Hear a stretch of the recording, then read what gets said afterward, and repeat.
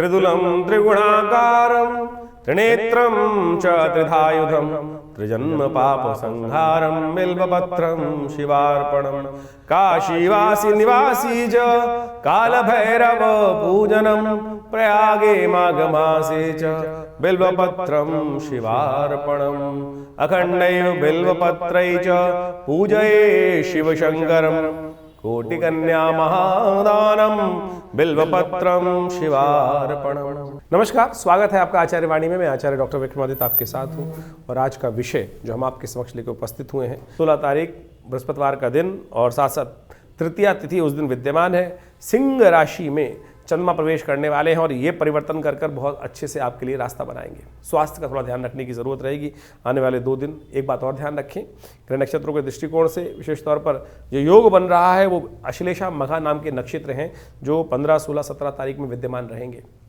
15 तारीख के मध्याह्न से आरंभ होकर 17 तारीख के मध्याह्न तक ये 2 नक्षत्र विद्यमान रहेंगे, गंडमूल के अंतर्गत आते हैं। जो जातक इन नक्षत्रों में जन्म लेते हैं उनकी मूल शांति अवश्य करानी चाहिए माता पिताओं को। नहीं तो क्या होता है, बच्चा होता है जातक वो परिवार के लिए भी और स्वयं के लिए भारी रहता है। इसलिए ज्योतिष की गणनाओं के अनुसार से मूल शांति 27 दिन तक मंत्र जप की अवश्य करा लेनी चाहिए। ये एक ऐसे अकाट्य प्रयोग हैं जिनको कर लाभ ही होता है, कष्ट से निवारण करने का योग बनता है। नए कार्य आरंभ करने के लिए दिन भी अच्छा दिखाई देता है, लेकिन दोपहर को 3:45 बजे से पहले उसके बाद भद्रा का आगमन हो जाएगा। 17 तारीख शुक्रवार का अवसर है, चतुर्थी तिथि है, साथ साथ संकष्टी चतुर्थी का योग बन रहा है और ग्रह नक्षत्रों के दृष्टिकोण से जो ग्रहों का परिवर्तन हुआ है वो साफ साफ दिखाते हैं आपके लिए थोड़ा स्वास्थ्य का, पेट संबंधित रोगों को ध्यान रखिएगा। अननेसेसरी का, बाहर का बहुत ज़्यादा खाना वाना उससे बचना चाहिए, नहीं तो कहीं ना कहीं स्वास्थ्य के दृष्टिकोण से समय थोड़ा भारी दिखाई देता है। महामृत्युंजय मंत्र का जप करें।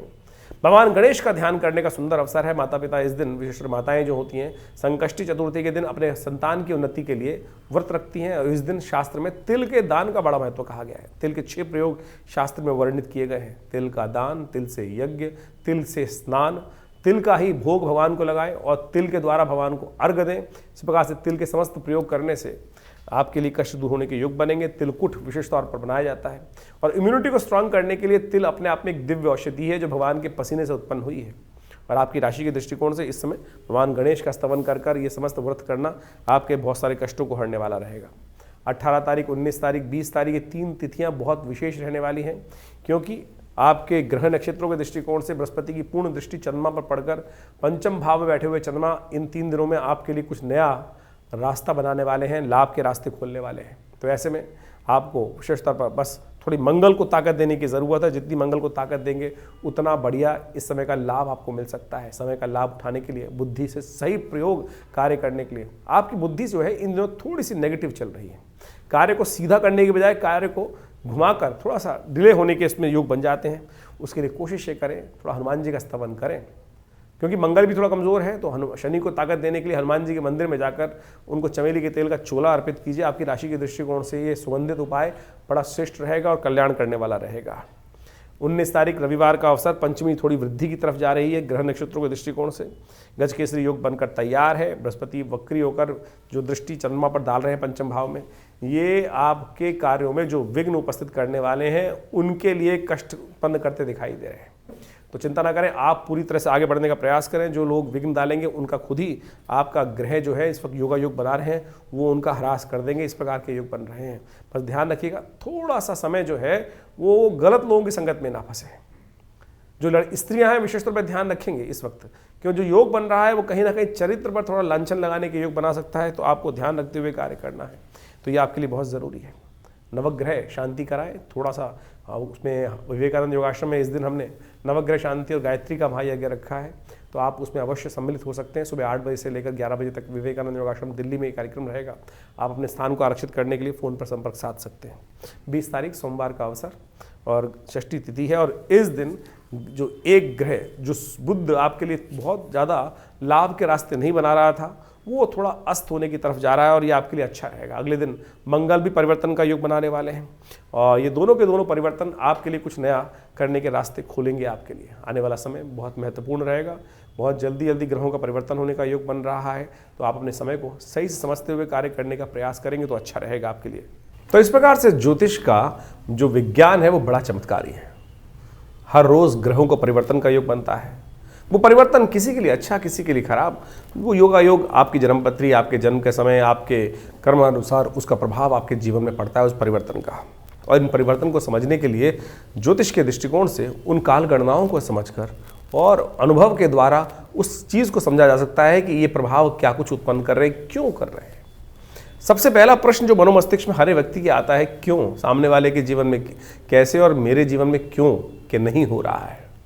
सब कारण प्रभाव जो है वो कर्म का ही है। अवश्यमेव भुक्तव्यम कृतम कर्म शुभाशुभम। और अनेक अनेक महात्माओं ने, संतों ने उस भाव को समझाने का प्रयास किया है। जो कर्म के प्रधान से, कर्म के द्वारा रचा गया चीज़ है वो बदली जा सकती हैं, बिल्कुल कर्म के द्वारा ही बदली जा सकती हैं।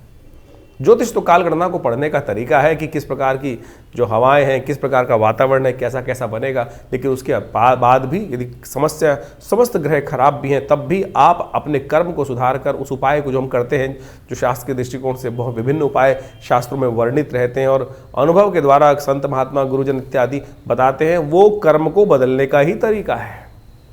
और आप इस बात को समझे, बहुत सारे लोग जिस प्रकार से ज्योतिष के ऊपर कुछ व्यंग भी उपस्थित कर देते हैं।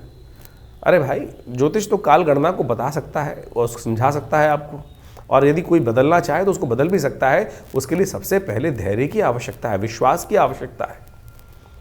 तो इस बात को हम समझें तो बहुत अच्छा रहेगा। जितनी जल्दी समझ लें वो अच्छा है, आपके लिए भी जीवन में कल्याण का योग बन सकता है। बहुत सारे लोग समय समय पर अपने अनुभवों को हमारे साथ, हमारे आश्रम पर आके साझा करते रहते हैं और उससे जीवन में जो जिस प्रकार का हम कार्य कर रहे हैं उसमें भी हमें विश्वास जागता है, हमें भी विश्वास जागता है कि कैसे वो काल गणनाएं थी और कैसे वो विचित्र तौर पर स्थिर रूप से जीवन में घटना घटी और कैसे उससे बदला भी गया। बहुत बार गणनाएं देखी गई और उस पर प्रभाव भी देखे गए। भविष्य को बदला जा सकता है बिल्कुल। जो हम हर रोज़ नित्य प्रति आपको आपके भविष्य को देखकर, आपकी राशि के अनुसार से देखकर, उसके साथ साथ बहुत सारे उपाय जो शास्त्र में वर्णित उपाय हैं, पुराण इत्यादि ग्रंथों में वर्णित उपाय हैं, वो आपके समक्ष रखते ही हैं। और जो अभी समय चल रहा है, कुंभ का समय चल रहा है, 144 वर्ष बाद इतना सुंदर कुंभ का युग बना जिसको महाकुंभ कहा जाता है। ये एक ऐसा विषय है, एक ऐसा चीज़ है कि आप समझें कि जो लाखों जन्मों का जो भार है वो 1 सेकंड में काट सकते हैं। किसी को चमत्कार देखना हो तो इस भाव को समझें। और अगर कहीं ऐसे लाखों लोग, करोड़ों लोग, करीब करीब इस बार अंदाज़ा है 50 करोड़ आदमी, 45 करोड़ आदमी वहाँ डुबकी लगा के जाएगा।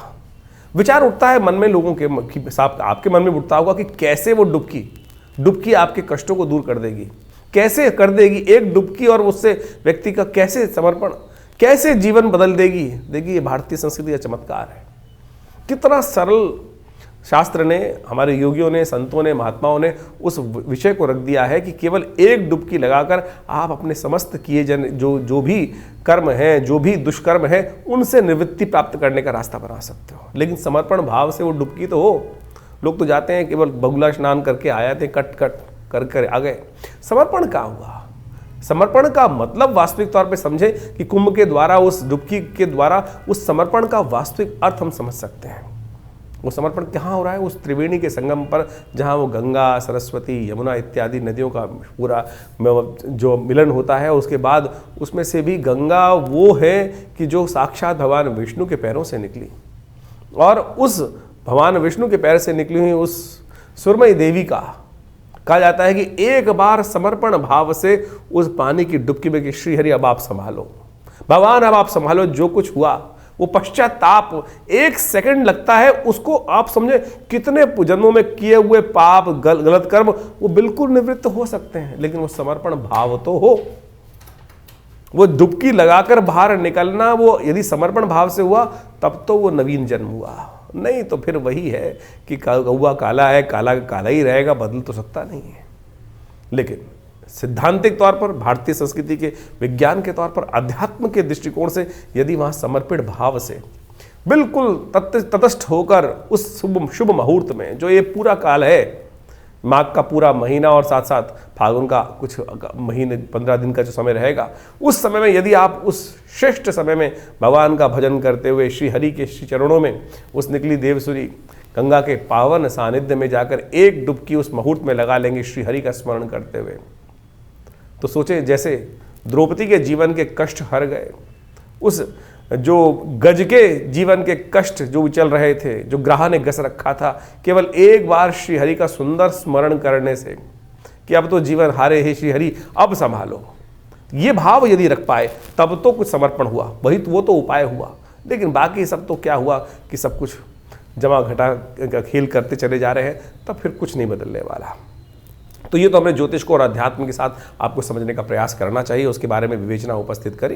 तो आपने आपकी राशि के दृष्टिकोण से जो कुछ प्रभाव है वो आप नित्य प्रति हमारे साथ जुड़ते ही हैं। और इसके अलावा आपके मन में भी कोई प्रश्न चल रहे हो तो चिंता ना करें, ये हमारा जो कार्यक्रम है आपके साथ हमेशा रहता ही है और आपके प्रश्नों का समाधान भी हम लगातार देने का प्रयास करते हैं। बहुत सारे लोगों के कार्यक्रम में हमारे व्हाट्सअप मैसेज भी आ रहे हैं और लगातार प्रश्नों के समाधान हमारे यहाँ से दिए भी जा रहे हैं, लेकिन इतना समय नहीं होता है कि हर व्यक्ति के प्रश्नों का समाधान हम देने का प्रयास करें। विभिन्न समय पर आश्रम में रविवार को जो कार्यक्रम होता है उसमें भी आप आकर बैठ सकते हैं और यज्ञ में भाग ले सकते हैं और वहाँ भी जो प्रत्यक्ष रूप से मिलने का प्रयास करेंगे तो अच्छा रहेगा।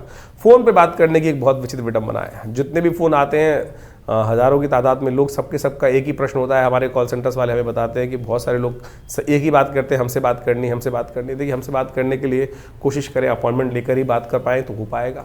और एक बात और ध्यान रखें, बहुत सारे लोग तथाकथित तौर पर आज की तारीख में टेक्नोलॉजी का ज़माना है और टेक्नोलॉजी का दुरुपयोग भी हो रहा है। हमारे प्रधानमंत्री जी भी उसके बारे में कई बार आपको बता चुके हैं।